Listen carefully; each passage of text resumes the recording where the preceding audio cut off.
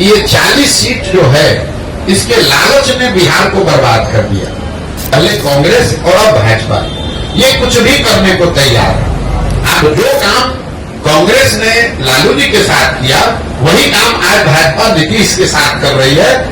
बिहार में गरीबी बदहाली हो, कोई दिक्कत नहीं हो, बिहार के बच्चे जब गुजरात जाए तो उसको बिहारी कहकर उसका मजाक उड़ाए, गाली दे, लेकिन बिहार से 35-40 सांसद हम लोग का जीत कर जाता रहे। मेरा एक सवाल है कि चिराग पासवान को लेकर ये संशय खत्म हो चुका वो एनडीए में, एनडीए के लिए इतना महत्वपूर्ण कैसे है चिराग?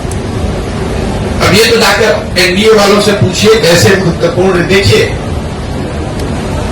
जिस भाजपा को आप लोग इतना ताकतवर समझते हैं, ये देश मान रहा है, अमित शाह, मोदी वगैरह, अगर आप इनको गहराई से करीब से अगर देखना, जानना, समझना चाहेंगे तो आपको पता चलेगा कि जहां पर इनके खिलाफ लोग या राजनीतिक दल खड़े होकर मजबूती से चुनाव लड़े और इनको हरा दिया, वहां पर कभी इनकी हिम्मत नहीं हुई फिर से खड़ा होकर चुनाव लड़ने की। तो बिहार वो भूमि है जब 2015 में अमित शाह और मोदी अपने सारे प्रयास के बावजूद उनको सफलता नहीं मिली। और वो जो डर है वो इतना बड़ा डर है हारने का। जब आपको ज्यादातर जगह पर आसान जीत मिलती है तो कहीं पर जब आप हार जाते हैं तो आप उससे डरते बहुत ज्यादा।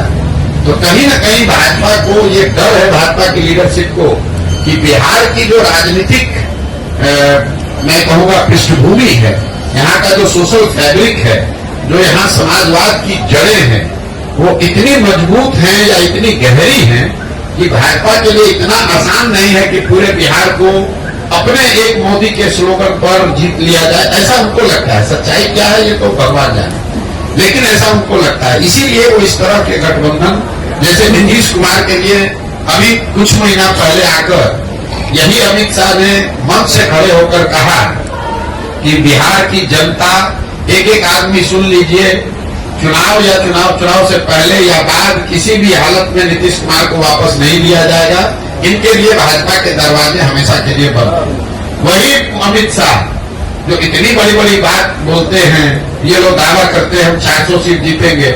नीतीश कुमार जैसा आदमी जो कि बिहार में रहने वाला साधारण राजनीतिक समझ रखने वाला आदमी भी जानता है कि नीतीश कुमार के राजनीतिक वजूद बिहार में कोई बहुत मजबूत नहीं है। ये उनके राजनीति का अंतिम दौर है। लेकिन अगर वो भी वापस आ रहे हैं तो भाजपा को उसको मानने, स्वीकार करने में कोई दिक्कत नहीं है। तो ये इसकी वजह यह है कि बिहार की राजनीतिक भूमि को भाजपा इतना आसान मानती नहीं है। चाहे वो चिराग हो, उपेंद्र कुशवाहा हो, मांझी हो, नीतीश हो, चाहते हैं कि जितने लोगों को साथ में रखे ताकि ये खतरा ना हो कि कहीं 40 में 2-4-5 सीट का नुकसान हो जाए। और दूसरा, ये बिहार के लोगों का दुर्भाग्य रहा है कि ये 40 सीट जो है इसके लालच ने बिहार को बर्बाद कर दिया। विश्व के स्तर पर अफ्रीका के बारे में एक बात कही जाती है कि अफ्रीका के जिन देशों में बहुत ज्यादा खनिज है वहां पर सबसे ज्यादा गरीबी है। तो उसको मिनरल कर्स कहा जाता है, क्योंकि वहां इतना खनिज है कि उसी को लूटने के लिए, उससे कमाने के लिए दुनिया भर के लोग जाकर वहां लूटपाट मचाते हैं। उसी तरह बिहार की हालत है। बिहार से 40 सांसद जीत कर जाता रहे, उसके लिए राष्ट्रीय दल, पहले कांग्रेस और अब भाजपा, ये कुछ भी करने को तैयार है। आपने देखा कांग्रेस का जब शासन था, इसी कांग्रेस ने बिहार को लालू जी के हवाले करके छोड़ दिया। उनको ऐसा नहीं कि मालूम नहीं है कि बिहार में कितना बड़ा जंगल राज लालू जी के टाइम में था।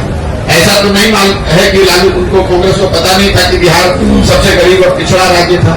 मनमोहन सिंह जी इतने बड़े इकोनॉमिस्ट थे, उनको ये पता नहीं था कि बिहार में कितनी परेशानी बदहाली है। इसके बावजूद उन लोगों ने लालू जी को अपने कंधे पर बैठा कर रखा कि उनको चाहते थे कि बिहार से 20, 25, 30 सांसद जीतकर यूपीए की सरकार को मदद करते रहे।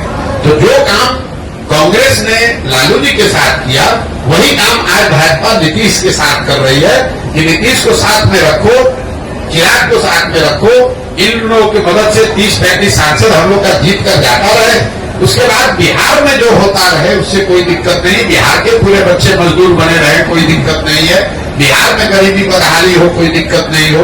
बिहार के बच्चे जब गुजरात जाए तो उसको बिहारी कहकर उसका मजाक उड़ाए, गाली दे, लेकिन बिहार से 35-40 सांसद हम लोग का जीत कर जाता रहे। ये जो सोच है, ये जो लालच है, यही इन चीजों को कराता है।